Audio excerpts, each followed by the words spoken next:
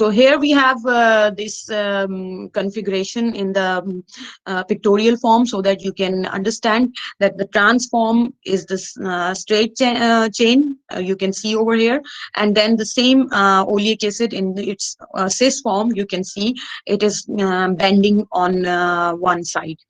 Similarly, we have other fatty acids which are very straight, and then you can see oleic acid, linoleic acid, they are having cis transformation, and you can see very nicely they are the bend of the fatty acid.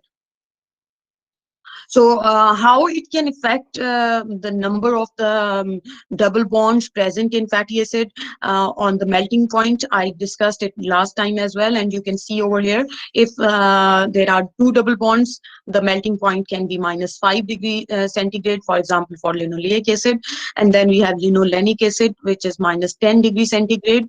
And arachidonic acid with 4 double bonds, its melting point is very, very less, like -49 degrees centigrades. But when you talk about the saturated fatty acids, because they have all bonds saturated and they are straight chains, so their melting point is really high. And you can see over here palmitic acid with 63 degrees centigrades, stearic acid with 69 degrees centigrade, and lauric acid with 44 degrees centigrades. So this is the difference between the degree of saturation and the strength of the bond, which will change the melting point. So from here onward, I'm really going to get to a very important topic, and that is the digestion of the fats. For that, I really need your attention, and फिर वही बात है जो मैं हर अपने lecture में कहती हूँ कि I 100% know the points where students get stuck. और अभी भी मैं आप सबसे अगर डाइजेशन ऑफ फैट्स पहले पूछ लूँ तो मुझे पता है कहाँ कहाँ पर आपके मिसअंडरस्टैंडिंग्स होंगी, क्योंकि मैं पिछले 3-4 सालों से इस टॉपिक पढ़ा रही हूँ, और 3-4 सालों से ही जो हमारे एजुकेशन सिस्टम के अंदर जो गैप्स मौजूद हैं, वो मैंने नोट किया है कि वो पिछले 4 सालों से नहीं है, वो पिछले 50 सालों से वैसे ही आ रहे हैं. और unfortunately there are very rare chances कि 2 या 4 ऐसे स्टूडेंट्स होते हैं जिन्होंने अपने तौर पे कोशिश करके मेहनत करके अपने कॉन्सेप्ट्स को क्लियर किया होता है. वरना you people keep on like in a routine life, जैसे एक चक्की के अंदर पिसना है तो उसके अंदर आप पिसते हुए आगे बढ़ते रहते हैं, and you really don't care कि आप कौन कौन सी चीजों के अंदर अपने कॉन्सेप्ट्स को मे बी थोड़ा सा मॉडिफाई कर सकते हैं अगर आप थोड़ी सी मेहनत करें. And you keep on building up those gaps in your knowledge, और उसको आप आगे चलाते रहते हैं, and you do not really care the delicate deficiencies in your concepts.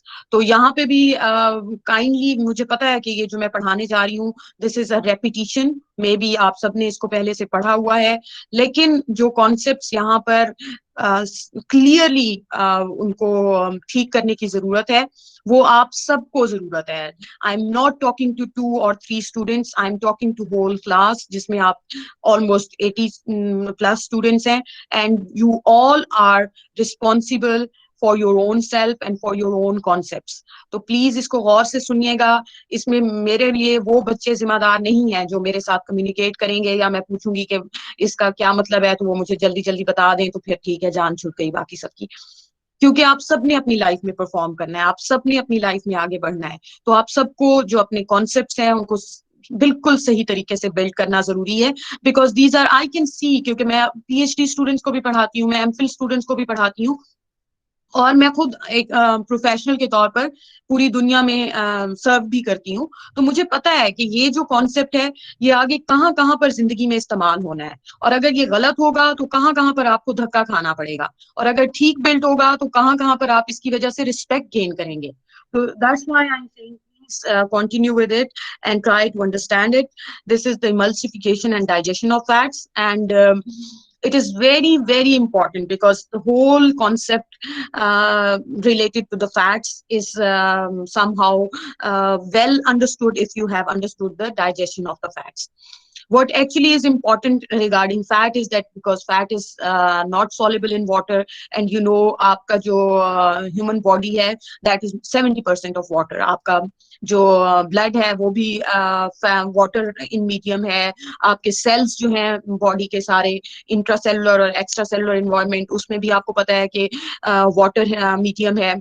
तो इसलिए आपके लिए फैट्स की डाइजेशन को या फैट की जो ट्रांसपोर्टेशन है बॉडी के अंदर और उसकी जो यूटिलाइजेशन है कि हम उसको किस तरह यूटिलाइज करते हैं, हम उसे किस तरह ट्रांसपोर्ट करते हैं, क्या स्पेशल मैकेनिज्म्स हैं और उन स्पेशल मैकेनिज्म्स के साथ क्या रिस्क फैक्टर्स अटैच्ड हैं कि अगर वो मैकेनिज्म डिस्टर्ब होता है तो क्या क्या प्रॉब्लम्स क्रिएट हो जाती हैं ह्यूमन बॉडी के अंदर. That is all about knowing about the fats in especially in nutrition perspective. So here we are going to start with the digestion. The key issue in the digestion and absorption of fats is the solubility. Lipids are hydrophobic and thus are poorly soluble in aqueous environment of the digestive tract. That's why we need to have a different kind of mechanism for the digestion of the fats. We did not say these things when we were talking about carbohydrates or proteins. हमने उनकी digestion के वक्त ऐसी कोई बात नहीं की थी. So for the digestion is greatly aided by the emulsification, the breaking up of the fat globules into much smaller emulsion droplets. यहाँ पर जो टर्मिनोलॉजीज इस्तेमाल हो रही हैं, मेक श्योर कि वो लफ्ज जो लिखे हुए हैं वो बगैर वजह के या ऐसे रैंडम नहीं लिखे हुए हैं कि आप इनको बस रैंडमली लिख लें कि कहीं पर आप इमल्शन ड्रॉपलेट का नाम लिख दें, कहीं पर आप इमल्सिफिकेशन लिख दें, कहीं पर आप फैट ग्लोब्यूल्स का नाम लिख दें. There is a sequence. इन जो चीज हम जैसे यहाँ पर मेंशन कर रहे हैं उसी तरह से ही आपने अपनी अंडरस्टैंडिंग में इसको बिल्ड करना है कि when you are consuming a meal, आप कोई भी जो मील खा रहे हैं उसमें आपने जितना फैट कंटेंट लिया है वो जब आपके स्टमक तक पहुंचेगा तो it will be converted into fat globules. Fat globules का मतलब ये है कि जैसे आप पानी के अंदर फैट डालें, ऑयल डालें और उसको चम्मच से थोड़ा सा हिलाएं तो फैट ड्रॉपलेट्स जो हैं वो बन जाते हैं.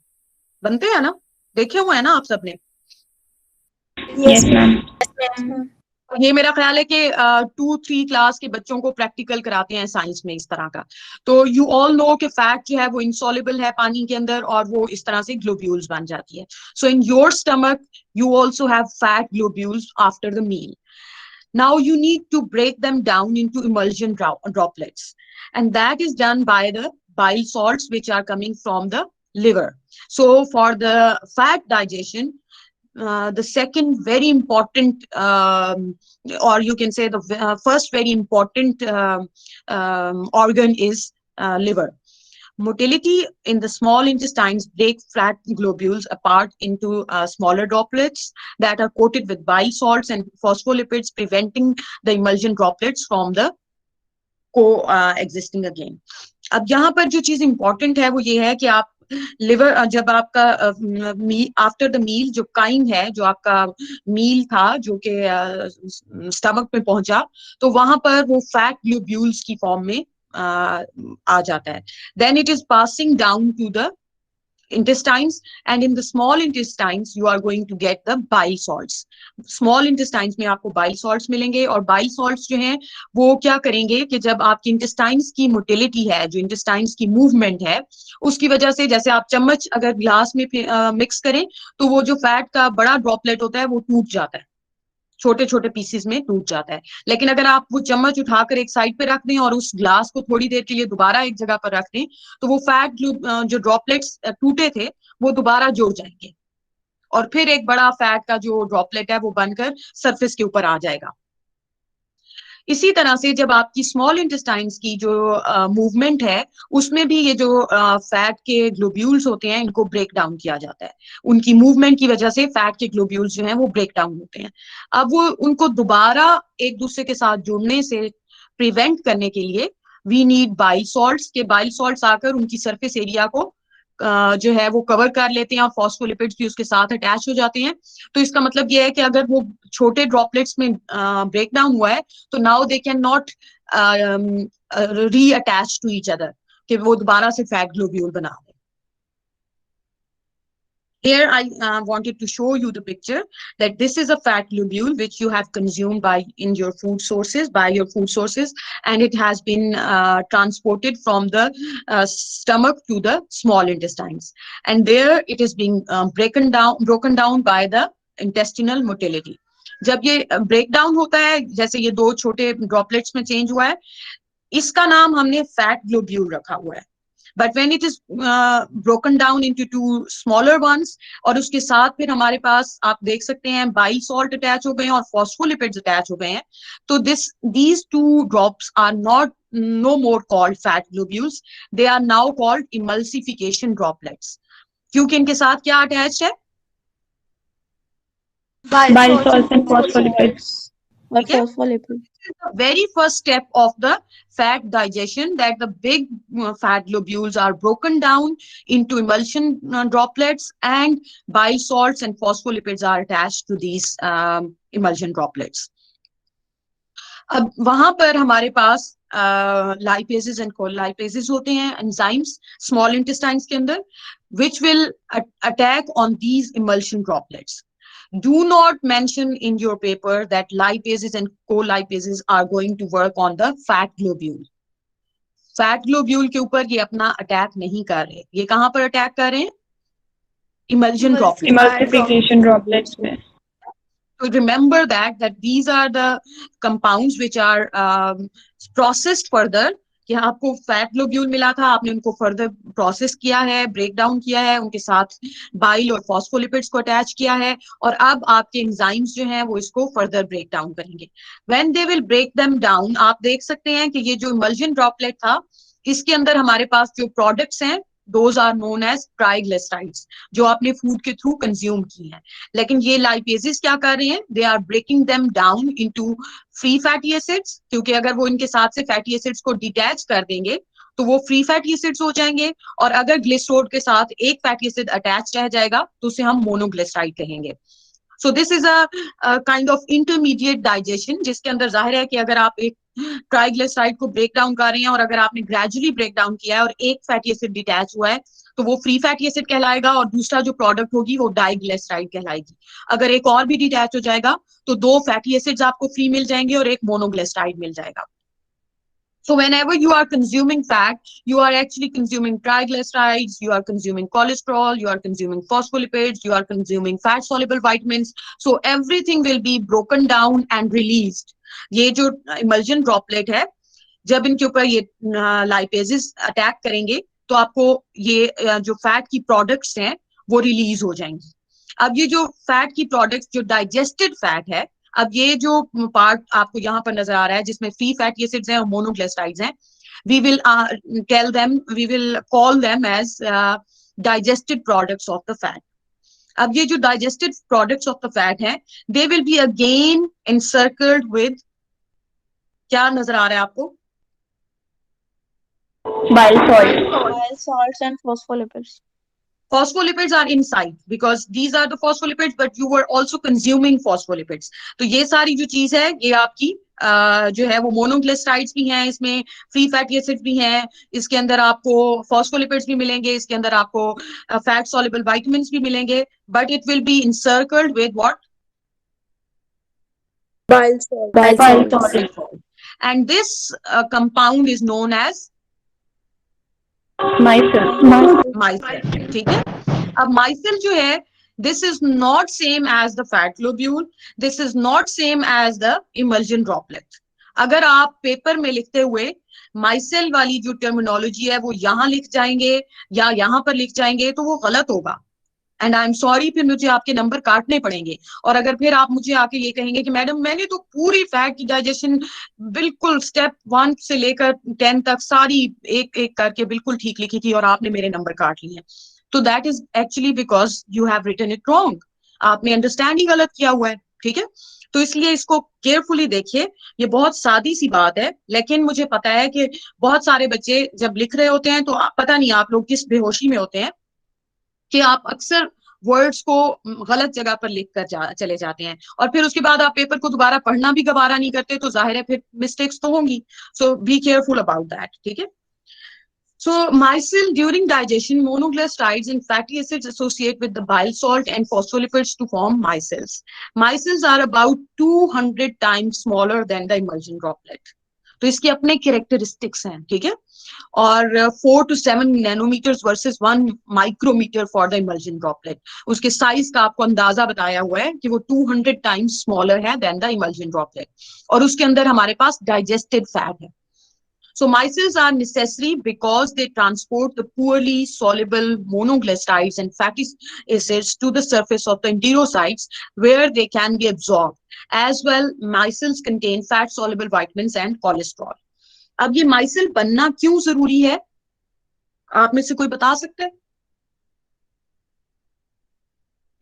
मैम बिकॉज जो लिपिड ड्रॉपलेट्स या इमल्सिफिकेशन ड्रॉपलेट्स होते हैं, these are insoluble in water, तो माइसेल इनको सराउंड करते हैं ताकि इनको सेल के अंदर ट्रांसपोर्ट किया जा सके within the cell. Yes, as I already told you when we were discussing carbohydrate metabolism, और उसमें मैंने आपको बताया था कि disaccharidases are the brush border enzymes and there is a huge हिकमत behind that, क्योंकि हम जो small intestines का environment है हम उसको कंट्रोल नहीं कर सकते. उसके अंदर बहुत सारे और न्यूट्रिएंट्स हो रहे होते हैं, साथ पास ऑन हो रहे होते हैं, बहुत सारे एंजाइम्स आ रहे होते हैं, हार्मोन्स आ रहे होते हैं, बैक्टीरियाज होते हैं, टॉक्सिन्स होते हैं. There are so many things. So if you want to be really very efficient for the absorption of the glucose, you need to be having a specific enzyme on the brush border so that you can just trap the diglycerides and disaccharides और immediately आप उनको absorb करवा लें. ऐसा ना हो कि disaccharide जो है वो loss हो जाए या वो बैक्टीरिया उसको consume कर ले या फिर आपका ग्लूकोज जो है वो बेचारा रास्ते में कहीं खो जाए. We did not want that. ठीक है. Similarly for the fats, we cannot really afford that कि जो free fatty acids हैं और जो fat soluble vitamins हैं और जो cholesterol है वो कहीं पर वेस्ट हो जाए. We want it to be, क्योंकि हमने इसके ऊपर इतना सारा काम कर लिया है, हमने इतना बड़ा फैट ग्लोब्यूल था जिसको हमने फर्दर ब्रेक डाउन किया है और हमने अपने टाइम भी इन्वेस्ट किया, बॉडी ने एनर्जी भी इन्वेस्ट की और हमने अपने हार्मोन्स और एंजाइम्स भी इन्वेस्ट किए. सो जब हमें डाइजेस्टेड प्रोडक्ट मिल गई है तो हम उस डाइजेस्टेड प्रोडक्ट को फ्री नहीं छोड़ सकते स्मॉल इंटेस्टाइन्स में कि वो सैर करती रहे, कोई उसको जो है वो और वेस्ट हो जाए. That's why it is again packed and it is transported to the enterocyte. और enterocyte के ऊपर जाकर फिर क्या होता है आगे, कोई बता सकता है? मैम ये वापस अपने ओरिजिनल कंपाउंड में रीयूनाइट हो जाते हैं, रीएस्टरिफिकेशन हो जाती है दोबारा. एंटेरोसाइट के अंदर एंटर होने से पहले ही हो जाती है? नो मैम, एंटर होने के बाद. Okay, and then there is chylomicron formation. Chylomicron formation होती है प्रोटीन के साथ इनकी ma'am conjugation. Yes, you are right.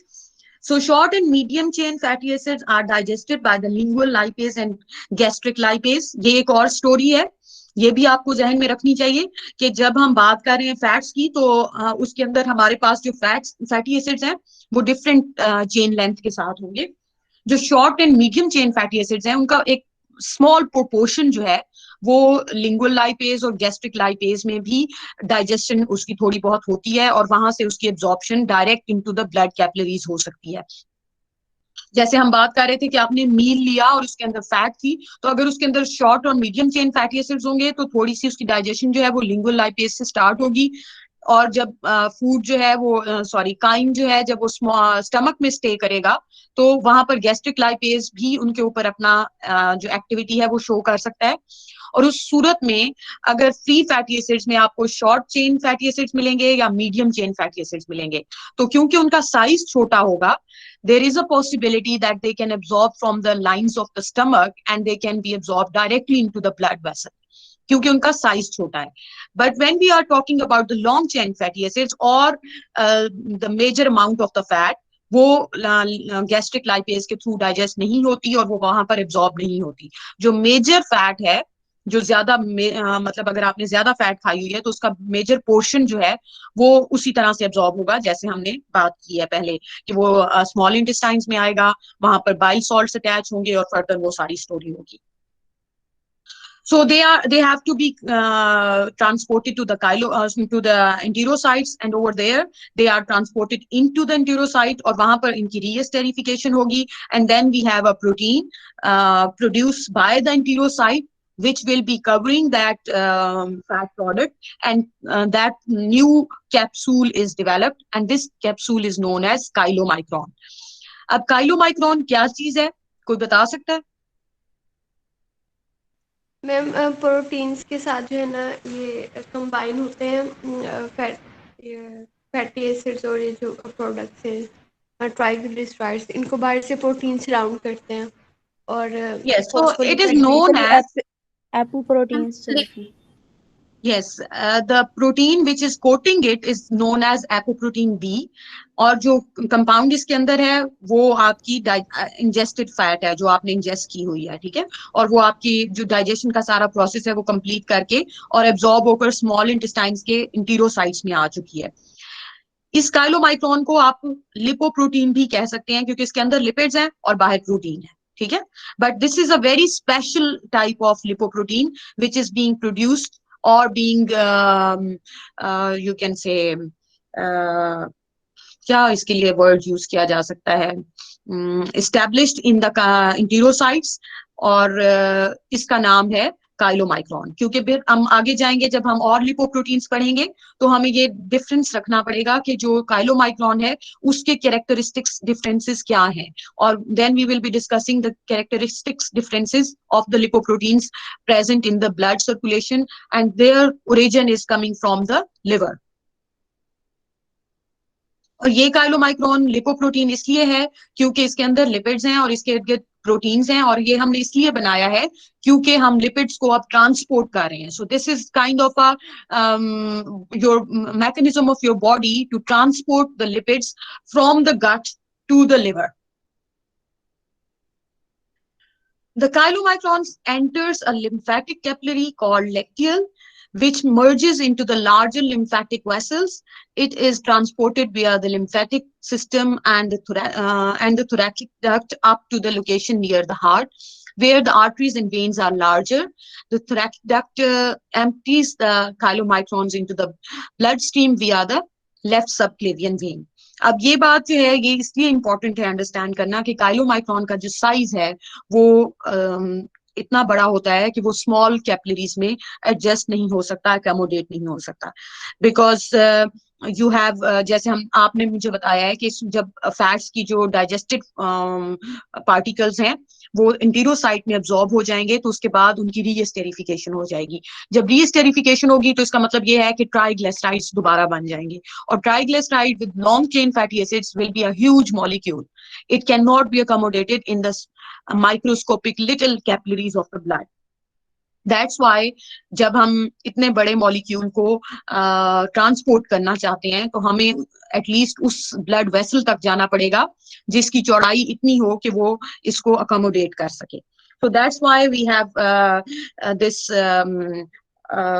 whole procedure that these are getting absorbed into the lymphatic vessels, and then they are transported via the lymphatic system to the upper part of the body, and there they are, the blood vessels are wider, so there they will be coming into the blood vessel. Fatty acids are different, are in different forms at different stages in the blood circulation. They are taken in through the intestines in the form of chylomicrons, but also exist in very low density lipoproteins and low density lipoproteins after processed in the liver. In addition, when released from the adipocytes, you can also find free fatty acids in the blood. So if any time in a day you take a blood sample from any human body, you can find different types of the fats in the body. मतलब blood की circulation के अंदर आपको मुख्तलिफ तरह की fats मिलेंगी.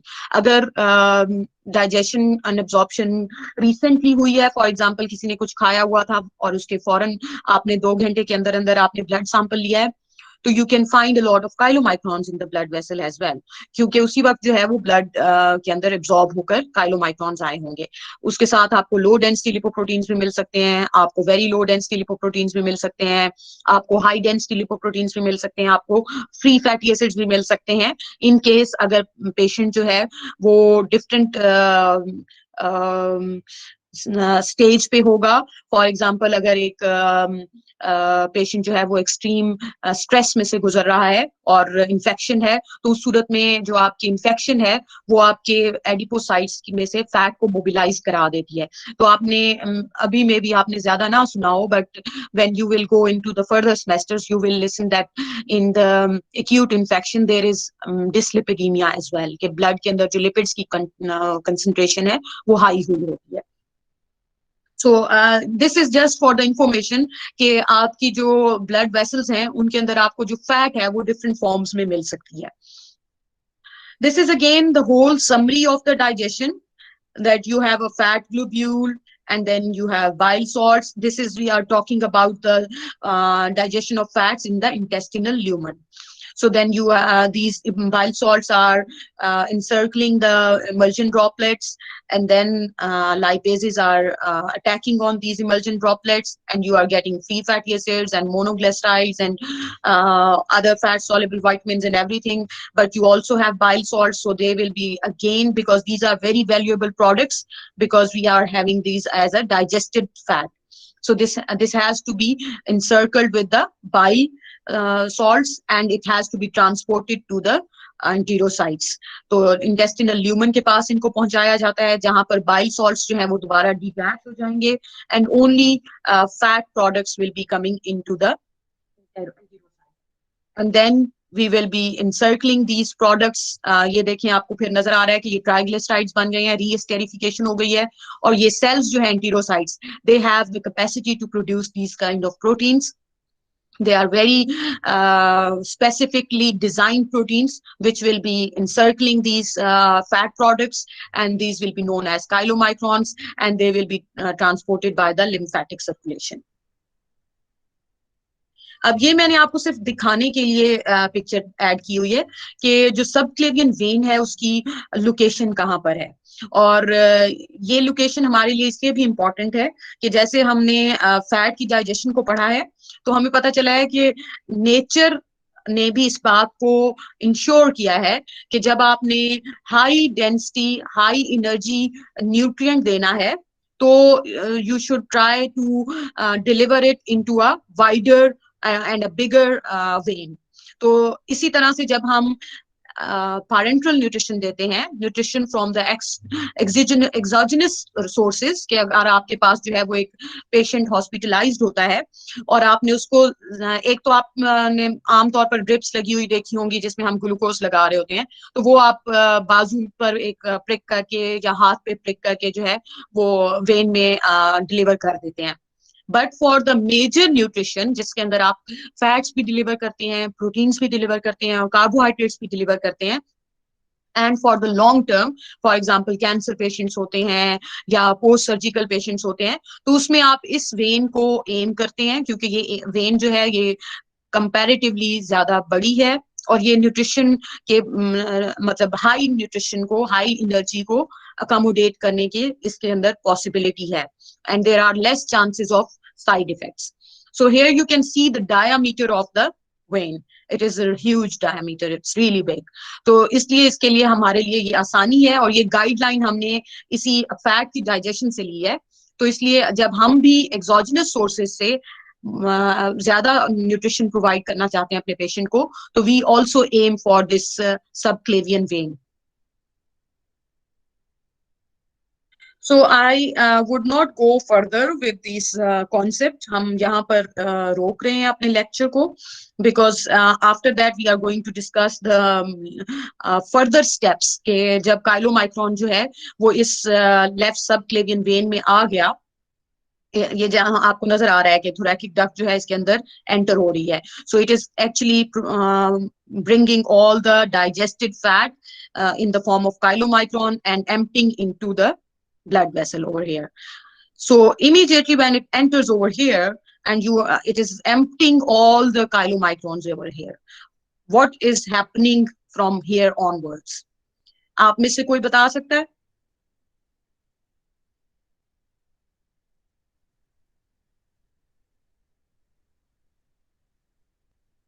Ma'am repeat करें question. I said when this lymphatic circulation, we talked about that blood वो जो है आपके जो chylomicrons हैं वो इस lymphatic circulation में absorb हो जाएंगे and then they are being brought up to the left subclavian vein. और यहाँ आप देख रहे हैं कि ये जो green lymphatic vein है, it is getting emptied into the left subclavian vein. If it is coming into here, जो सारी अपना जो absorbed chylomicrons हैं वो यहाँ आकर ब्लड के अंदर एंटर हो जाते हैं, तो what is the next step, what is happening over here? क्या होता है उसके बाद? मैम ये ब्लड हार्ट से पूरी मतलब जब ब्लड स्ट्रीम में ट्रांसपोर्ट हुई तो ये लीवर को जाएगी. Yes, you are right. So we will be discussing more specifically कि यहाँ से आगे क्या होगा in the next class. And I would stop. Ma'am एक क्वेश्चन है. जी जी. मैम अगर ब्लड में फ्री फैटी एसिड्स होंगे, मैम अगर फ्री